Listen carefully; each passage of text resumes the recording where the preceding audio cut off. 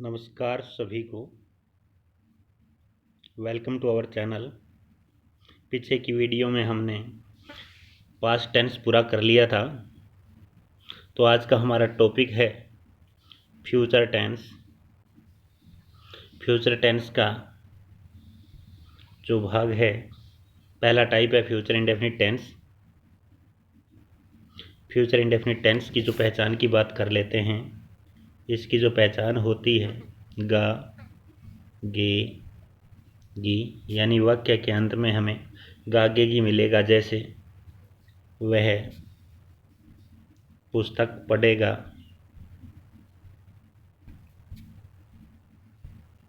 वह लिखेगा, वह कल हिसार जाएगा। तो कहने का मतलब वाक्य के अंत में हमें गा, गे, गी मिले तो हमारी ये पहचान फ्यूचर इंडेफिनिट की होगी। आगे यूज की बात कर लेते हैं। इसमें जो यूज होता है फ्यूचर इंडेफिनिट टेंस के अंदर, विल या सेल प्लस वर्ब की फर्स्ट फॉर्म का प्रयोग होता है।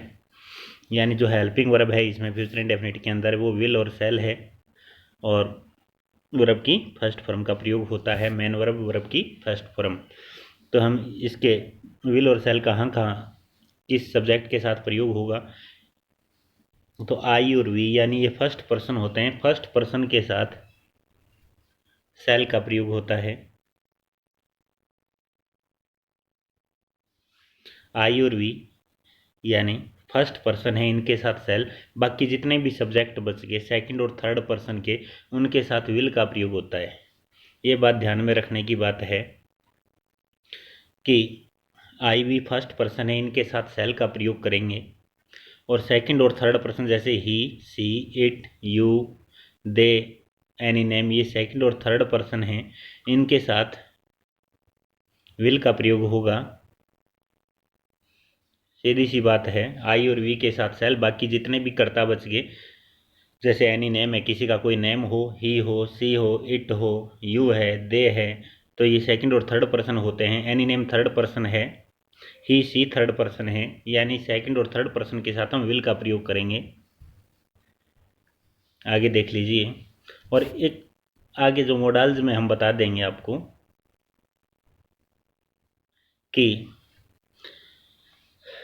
कोई डिटर्मिनेशन हो सेंटेंस के अंदर, यानी दृढ़ निश्चय हो, प्रण हो, कोई दृढ़ संकल्प हो, तो उसके साथ क्या होता है, ये नियम पलट जाता है। आई वी के साथ विल का प्रयोग होता है उस टाइम, वो हम मॉडल्स में करेंगे।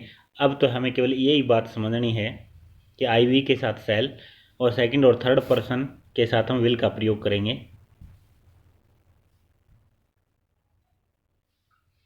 एग्जाम्पल कर लेते हैं। आई शैल बी लेट, मैं लेट हो जाऊंगा। आई शैल बी लेट, यानी आई फर्स्ट पर्सन है, आई के साथ और वी के साथ हम सेल का प्रयोग करते हैं। तो आई के साथ हमने यहाँ पर क्या प्रयोग किया है, सेल का प्रयोग कर दिया। इसके बाद में वी, जो बी है वो वर्ब की फर्स्ट फॉर्म है, और लेट है वो ऑब्जेक्ट है।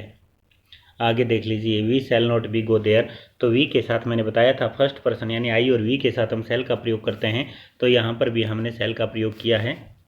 ये देख लीजिए। आगे गो क्या है, वर्ब की फर्स्ट फॉर्म, देयर यहाँ पर ऑब्जेक्ट है। आगे देखिए, दे, दे क्या है,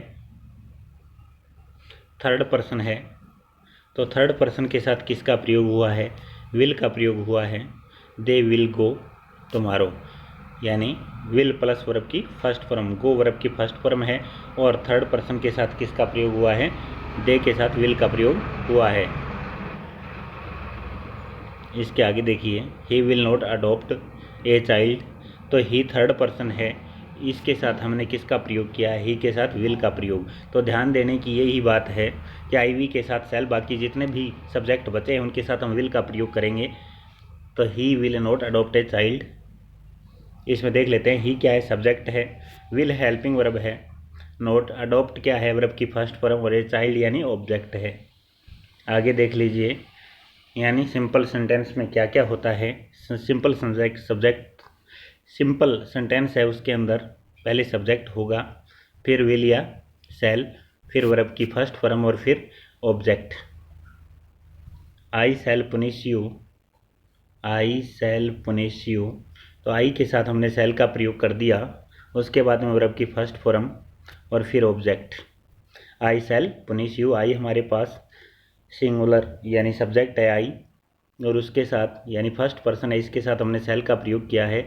फिर वर्ब की फर्स्ट फॉर्म पुनिश और फिर ऑब्जेक्ट है आई सेल पुनिश यू, मैं तुम्हें सज़ा दूंगा। तो वाक्य के अंत में आगे की आ रहा है ना, तो आई सेल पुनिश यू। आगे देखिए he will play football. He third person है, ही के साथ हम हमेशा विल का प्रयोग करते हैं। He will play football. आगे बात करते हैं नेगेटिव सेंटेंस की। नेगेटिव सेंटेंस के अंदर हम पहले सब्जेक्ट, फिर विल या सेल, फिर नोट, फिर वर्ब की फर्स्ट फॉर्म और फिर ऑब्जेक्ट। तो we shall not refuse your proposal. तो वी सेल, वी के साथ सेल का प्रयोग कर दिया, आई वी के साथ हम सेल का प्रयोग करते हैं। उसके बाद नोट और उसके बाद वर्ब की फर्स्ट फॉर्म और आगे यूर प्रोपोजल क्या है, ऑब्जेक्ट है। आगे देखिए he will not adopt a child. तो ये देख लीजिए थर्ड पर्सन के साथ हमने विल का प्रयोग किया है, ही के साथ हमने विल का प्रयोग किया है। तो ही सब्जेक्ट हो गया और उसके बाद विल हेल्पिंग वर्ब है और फिर नोट, फिर ये वर्ब की फर्स्ट फॉर्म और ए चाइल्ड क्या है, ऑब्जेक्ट है। He will not adopt a child. आगे देखिए इंटेरोगेटिव सेंटेंस है। इंटेरोगेटिव सेंटेंस में हमने पहले जो हेल्पिंग वर्ब यानी सब्जेक्ट से पहले हम हेल्पिंग वर्ब लगाते हैं और फिर सब्जेक्ट। ये बात ध्यान देने की है, जब हम हेल्पिंग वर्ब लगाते हैं तो हमें ये देखना है कि हम सब्जेक्ट फर्स्ट पर्सन लगा रहे हैं या सेकंड पर्सन, उसी के अनुसार हम विल या सेल लगाएंगे।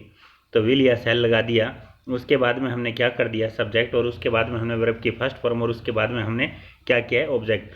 यानी इंटेरोगेटिव सेंटेंस कोई भी हो उसमें हम हेल्पिंग वर्ब पहले लगाते हैं, चाहे हम डब्ल्यूएच वर्ड लगाते हैं तो भी हमें सब्जेक्ट से पहले विल या सेल लगाना होगा। तो विल या सेल और फिर क्या होगा, सब्जेक्ट होगा, फिर वर्ब की फर्स्ट फॉर्म होगी और फिर क्या होगा, ऑब्जेक्ट होगा। एग्जाम्पल देख लीजिए, ये विल यूअर फादर, हमारे पास यूअर फादर क्या है, ये सारा का सारा सब्जेक्ट है। तो सब्जेक्ट से पहले हमने क्या लगा दिया, विल लगा दिया। Will your father help you, will your father help you. दोबारा बता देता हूँ, विल यानी ये हेल्पिंग वर्ब है जो सब्जेक्ट से पहले आती है, यूअर फादर हेल्प यू। आगे देखिए एग्जाम्पल है विल रमा मिल्क द काऊ। तो सब्जेक्ट हमारे पास रमा है, एनी नेम यानी थर्ड पर्सन होता है, इसके साथ हम विल का प्रयोग करते हैं। तो विल रमा मिल्क द काऊ। तो सब्जेक्ट हमारे पास रमा है, उससे पहले हमने क्या लगा दिया, हेल्पिंग वर्ब यानी विल लगा दी। तो ये इंटेरोगेटिव सेंटेंस है, will Rama milk the cow. ये हो गया। इसके बाद देखिए आगे, why will you not take the exam tomorrow. तो WH वर्ड लगाया तो भी हमें क्या है, सब्जेक्ट से पहले हेल्पिंग वर्ब लगानी होती है। Why will you not take the exam tomorrow. वैसे इसमें मेरे को नोट नहीं लगाना चाहिए था, ये इंटेरोगेटिव है ओनली, फिर भी चलो मिस्टेक से हो गया। इंटेरोगेटिव नेगेटिव अगला है, उसमें नोट मिलेगा हमें। तो why will you not take, not लगा लो कोई बात नहीं है, not take the exam tomorrow. आगे देखिएगा इंटेरोगेटिव नेगेटिव सेंटेंस में हमने विल, फिर सब्जेक्ट और फिर नोट। ऊपर जो एग्जांपल जो लिखा गया था उसमें यही था, विल है, सब्जेक्ट है, नोट है, वर्ब की फर्स्ट फॉर्म है और फिर क्या होगा, ऑब्जेक्ट। ये इंटेरोगेटिव नेगेटिव है। इंटेरोगेटिव है तो हमने सब्जेक्ट से पहले विल लगा दिया, नेगेटिव है तो हमने क्या कर दिया, सब्जेक्ट के बाद नोट लगा दिया। विल सब्जेक्ट नोट वर्ब की फर्स्ट फॉर्म और फिर क्या होगा, ऑब्जेक्ट। आगे देख लीजिएगा, why will you not take the exam tomorrow. तो वाई WH वर्ड का प्रयोग किया है हमने इसमें, फिर क्या किया है, विल का प्रयोग, और उसके बाद में विल क्या, हेल्पिंग वर्ब, और उसके बाद में हमारे पास क्या है, सब्जेक्ट है, फिर नोट। यू सेकंड पर्सन होता है भाई, why will you not take the exam tomorrow. तो ये इंटेरोगेटिव नेगेटिव, और इसमें ये क्वेश्चन मार्क निशान आएगा और इसमें भी क्वेश्चन मार्क निशान आएगा। ये मिस्टेक से हो गया था, सॉरी। ये क्वेश्चन मार्क निशान लगा लेना यहाँ पर, क्वेश्चन मार्क। आगे देखिए, shall we not play cricket tomorrow. Shall we not play cricket tomorrow. तो यहाँ पर जो शैल है वो हेल्पिंग वर्ब सब्जेक्ट से पहले, वी हमारे पास सब्जेक्ट है इसलिए यहाँ पर शैल का प्रयोग हुआ है। Shall we not play cricket tomorrow. हाँ, यहाँ भी जो क्वेश्चन मार्क का निशान आएगा, यहाँ पर भी क्वेश्चन मार्क है, ये लगा लेना।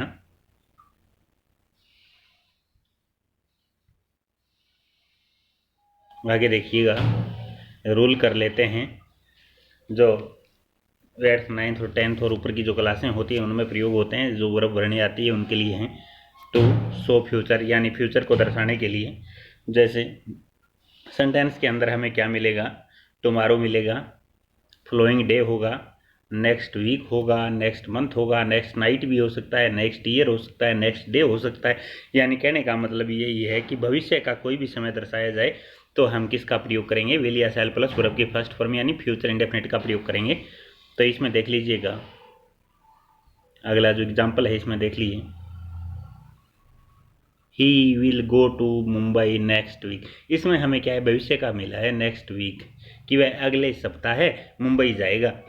तो हमें क्या करना है, हमें ब्रैकेट में क्या मिलेगा, गो मिलेगा। तो हमें भरना क्या है, नेक्स्ट वीक मिल गया, हमें पता चल गया अभी ये भविष्य की बात कर रहा है। He dash to Mumbai next week, कि वह अगले सप्ताह है मुंबई जाएगा। तो हम ही क्या है, थर्ड पर्सन है तो विल, और यहाँ पर फर्स्ट पर्सन मिलता तो शैल लगा देते, तो he will go to Mumbai next week. दोबारा भी बता देता हूँ आपको मैं, यानी भविष्य का समय मिले, फ्यूचर टाइम मिले, तो हमें क्या करना है, विल या शैल प्लस वर्ब की फर्स्ट फॉर्म का प्रयोग करना है। आगे देखिएगा, to express the speaker's opinion, यानी वक्ता का विचार व्यक्त करने के लिए, वक्ता जो विचार व्यक्त करता है यानी अबाउट द फ्यूचर, यानी भविष्य के बारे में, भविष्य के बारे में वक्ता जो विचार व्यक्त करता है, वहाँ पर भी हम फ्यूचर इंडेफिनिट टेंस का प्रयोग करेंगे।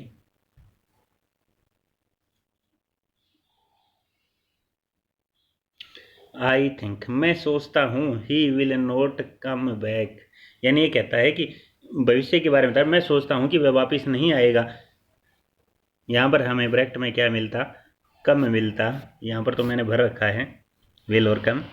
तो आई थिंक, मैं सोचता हूँ, he will not come back, वह वापस नहीं आएगा। तो वक्ता का जो विचार है वो भविष्य के लिए व्यक्त हो रहा है, तो हमने विल या शैल प्लस वर्ब की फर्स्ट फॉर्म का प्रयोग किया है। अगला एग्जाम्पल देख लेते हैं, वी होप दैट, हमें आशा है कि Mohan will get first division, कि मोहन पहली डिवीज़न यानी प्रथम डिवीज़न प्राप्त करेगा, प्रथम डिवीज़न प्राप्त करेगा। यानी होप आशा है, यानी भविष्य के बारे में आशा है इसको कि मोहन है, क्यों पहले की तो कर नहीं सकता, आगे की करेगा, भी मुझे आशा है, तो भविष्य की करेगा। तो इसमें हम क्या करेंगे, विल या शैल प्लस वर्ब की फर्स्ट फॉर्म यानी फ्यूचर इंडेफिनिट टेंस होगा। इसके बाद में अगला कर लेते हैं कंडीशनल सेंटेंसेस, यानी जिसमें शर्त हो, यदि वह ऐसा करता है तो वह पास हो जाएगा, यदि वह ऐसा करता है तो सफल हो जाएगा, जो भी है। यानी कंडीशनल सेंटेंसेस की पहचान होती है भी इफ मिलता है, इफ हो यहाँ पर वर्ब की फर्स्ट फॉर्म मिले तो यहाँ पर विल प्लस फर्स्ट फॉर्म का प्रयोग होगा। यानी if he works hard, if he works hard, यानी यहाँ पर हमें इफ के साथ क्या मिला है, वर्ब की फर्स्ट फॉर्म मिली है, तो यहाँ पर आगे हम क्या प्रयोग करेंगे, विल या शैल प्लस वर्ब की फर्स्ट फॉर्म का प्रयोग करेंगे। If he works hard he will pass, यदि वह कठिन परिश्रम करता है तो वह पास हो जाएगा। तो यहाँ पर फ्यूचर इंडेफिनिट टेंस का प्रयोग हुआ है, विल या शैल प्लस वर्ब की फर्स्ट फॉर्म का प्रयोग हुआ है। ठीक है, आज के लिए बस इतना ही। Thank you for watching. Please channel को सब्सक्राइब करें, लाइक करें।